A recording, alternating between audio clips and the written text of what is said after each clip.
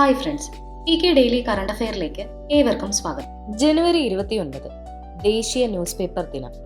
ISROയുടെ 100ാമത്തെ വിക്ഷേപണ ദൗത്യം എന്നായിരുന്നു?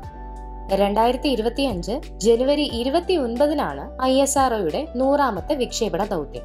ഗതിനിർണയ ഉപഗ്രഹമായ NVS-2 ISROയുടെ GSLV F-15 എന്ന വാഹനത്തിലാണ് വിക്ഷേപിച്ചത്. A different kind of power എന്ന ഓർമ്മക്കുറിപ്പ് പുസ്തകം എഴുതിയതാരാണ്? മുൻ ന്യൂസിലൻഡ് പ്രധാനമന്ത്രിയായ ജസീന്ത ആർഡൻ ആണ് ഈ ഓർമ്മക്കുറിപ്പ് രചിച്ചത്.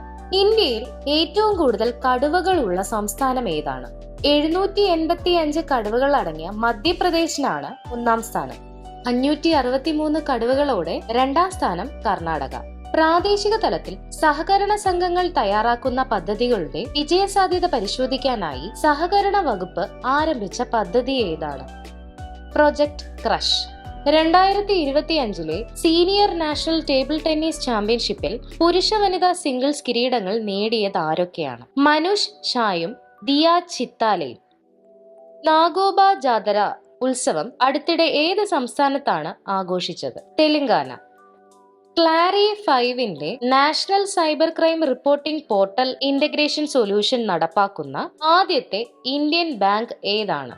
Punjab national bank. 2025 റിപ്പബ്ലിക് ദിന പരേഡിൽ മികച്ച ടാബ്ലോയ്ക്കുള്ള പുരസ്കാരം ലഭിച്ച സംസ്ഥാനം ഏതാണ്? ഉത്തർപ്രദേശ്.